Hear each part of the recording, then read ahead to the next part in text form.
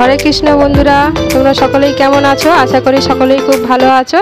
তা আমিও ঠাকুরের আশীর্বাদে খুবই ভালো আছি। তা আজকে নতুন একটা ভিডিও নিয়ে তোমাদের সামনে চলে এসেছি।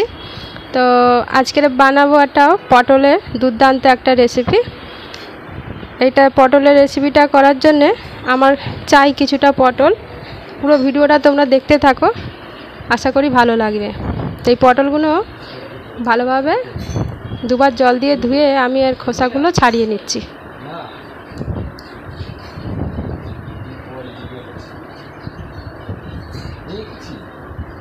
তো একে একে সব কটা পটলের খোসাগুলো আমি বেশ ভালোভাবে ছাড়িয়ে নিলাম।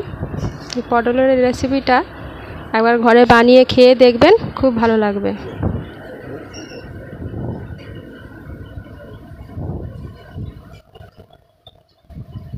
তো এই পটলটা আমি দুদিকে দুভাবে একটু করে চালা করে নিলাম, যাতে এটা তেল মশলাটা ভালোভাবে ঢুকতে পারে।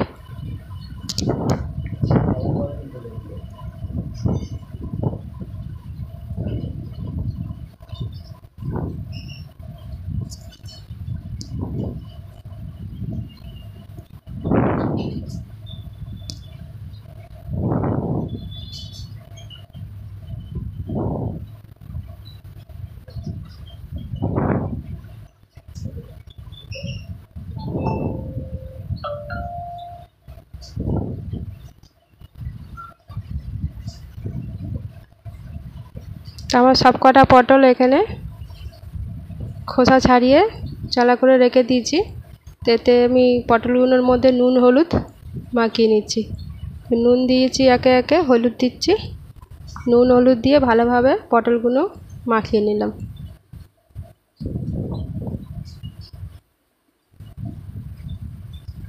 বন্ধুরা, পটলগুলো মাখানোর পরে আমি পটলগুলো তেলের মধ্যে দিয়ে দিচ্ছি।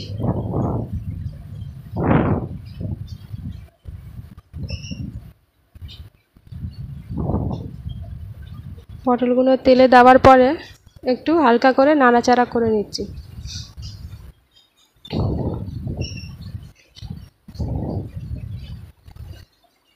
তো এই পটলের রেসিপিটা করার জন্যে আমার চাই একটা শুকনো লঙ্কা গোটা নিয়েছি, কটা গরম মশলা, একটু আদা কুচি, টমেটো কুচি, একটু রসুন কুচি আর পেঁয়াজ কুচি। পটলগুলো ভাজা ভাজা হয়ে এসছে, একটু এপিট ওপিট করে উল্টে নিলাম।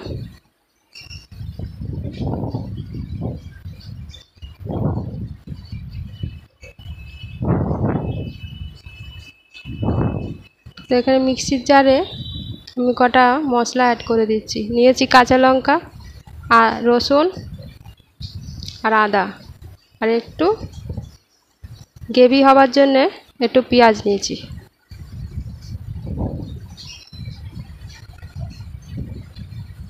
তো সব কটা উপকরণ আমি পেস্ট করে নিচ্ছি। তো আমার পেস্টটা হয়ে গেছে বন্ধুরা। পটলগুলো প্রায় ভাজা হয়ে গেছে, এবার পটলগুলো আমি তুলে নেব।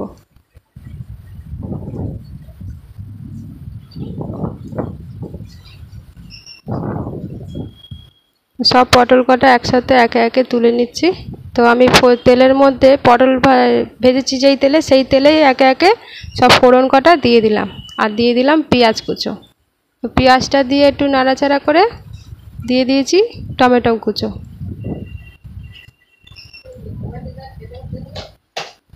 টমেটো কুচিগুলো দেওয়ার পরে ভালোভাবে একটু নাড়াচাড়া করে নিচ্ছি। তো একটু নুন দিয়ে দিচ্ছি। নুনটা দেওয়ার কারণে টমেটোটা ভালোভাবে গলে যাবে।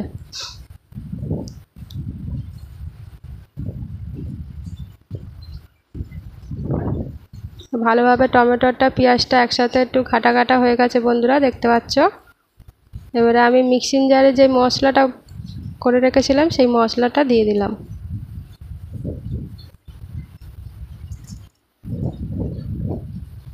মশলাটা দিয়েও ভালোভাবে একটু নাড়াচাড়া করে নিই।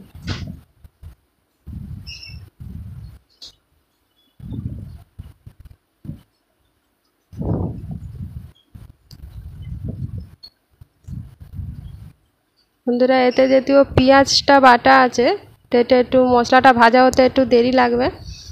মশলার মধ্যে তেল ছেড়ে দেওয়ার কারণে তাহলে ভাজবেন পেঁয়াজটা ভাজা ভাজা হয়ে গেছে, পেঁয়াজ রসুনটা। এবারে আমি হলুদ গুঁড়ো দিয়ে দিলাম লঙ্কা গুঁড়ো। আমার ওতে কাঁচা লঙ্কা বাটা ছিল, তাই অল্প পরিমাণে লঙ্কা গুঁড়ো দিয়েছি, আর একটু জল দিয়ে দিলাম যাতে মশলাটা নিচে ধরে না যায়। জল দিয়েও আবারও ভালোভাবে নাড়াচাড়া করে নিলাম।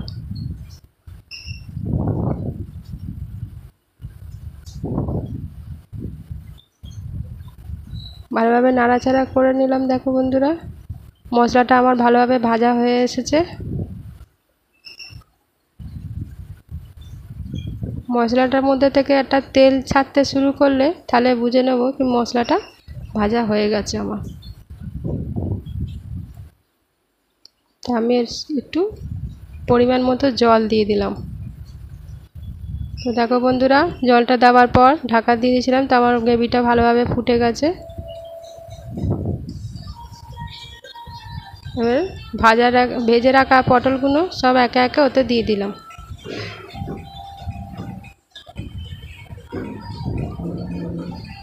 পটলগুলো দিয়ে নাড়াচাড়া করে একটু আমি ঢাকা দিয়ে রেখে দিয়েছিলাম। তারপরে দেখতে পাচ্ছ বন্ধুরা, আমার প্রায় পটলের রেসিপিটা হয়ে গেছে। তো বন্ধুরা, আমার পটল কষা হয়ে গেছে, তো আমি নামিয়েও দিয়েছি। তো দেখতে পাচ্ছ দুর্দান্ত দেখতে হয়েছে, একটা খুব সুন্দর গন্ধও বেরিয়েছে। আমার তো এই পটল কষা খেতে খুবই ভালো লাগে। তোমাদের কারোর ভালো লাগে আমাকে অবশ্যই জানিও। তো এই রেসিপিটা যদি ভালো লাগে তো একটা আমাকে লাইক কমেন্ট শেয়ার করে দিও।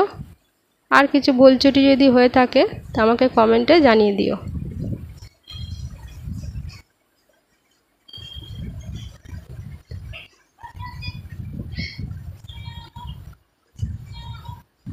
তো আজকের মতো এইটুকুই বন্ধুরা, বাই।